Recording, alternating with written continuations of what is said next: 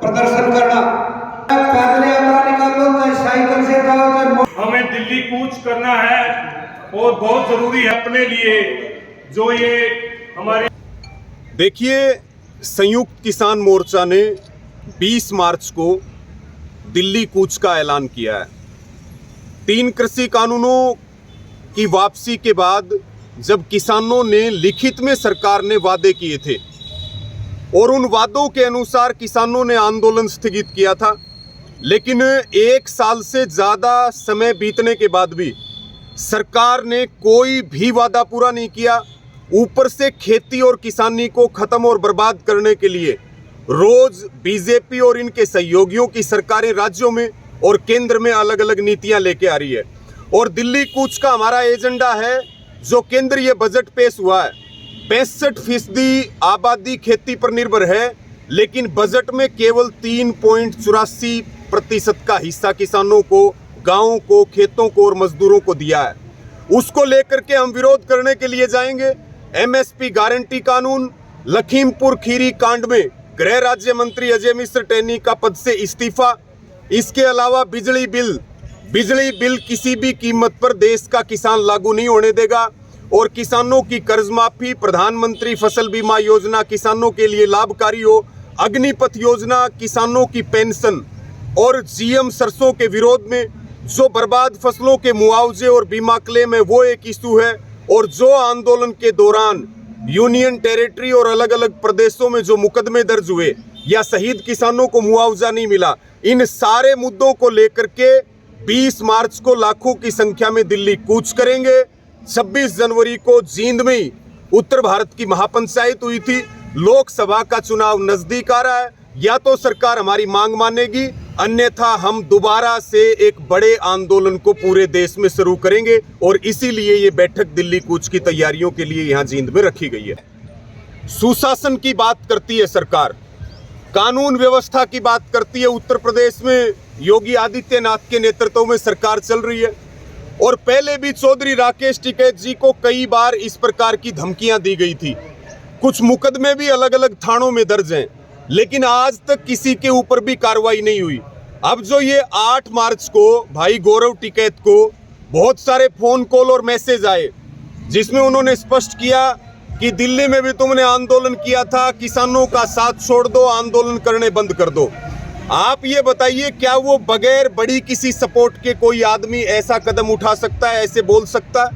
और गृह मंत्रालय को हमने बार बार इस बात के लिए चेताया कि चौधरी राकेश टिकैत हो, चौधरी नरेश टिकैत जी जो हमारे राष्ट्रीय अध्यक्ष हैं, उनकी जान देश के किसानों के लिए कीमती है।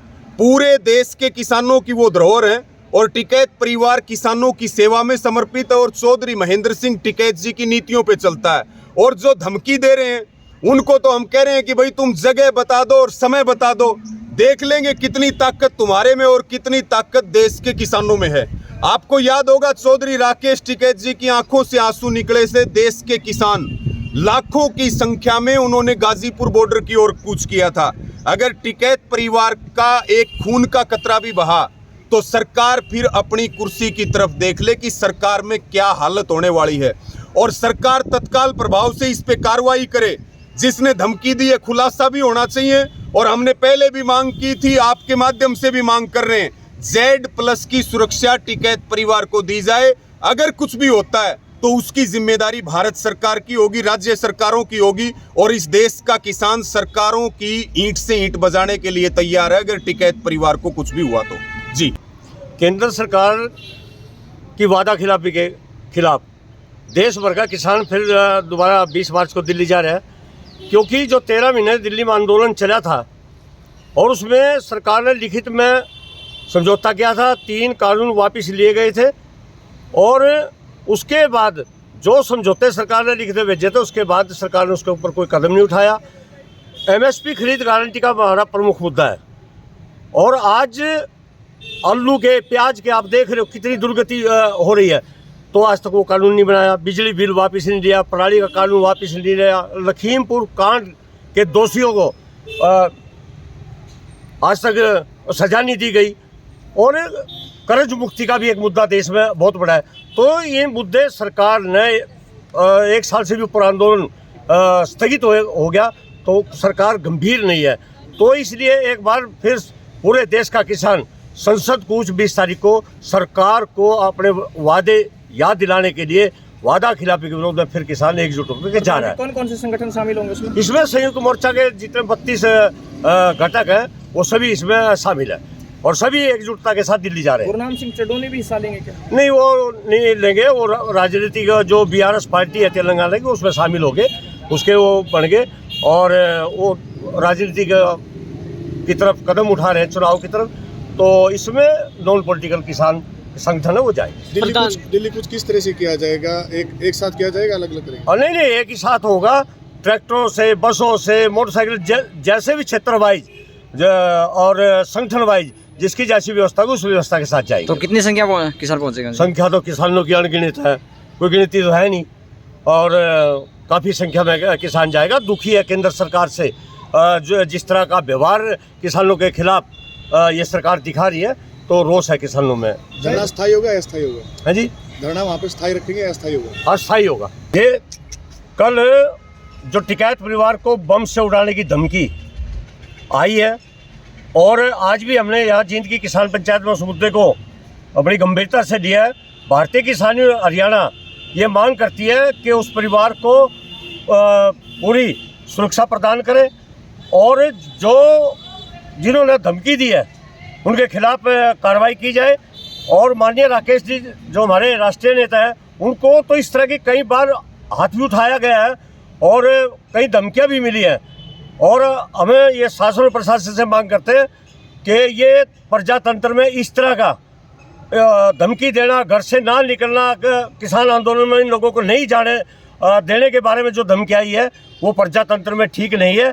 और हम आज मांग करते हैं कि उनके खिलाफ उनको जेल में डाला जाए और उस परिवार को पूर्ण रूप से सुरक्षा दी जाए।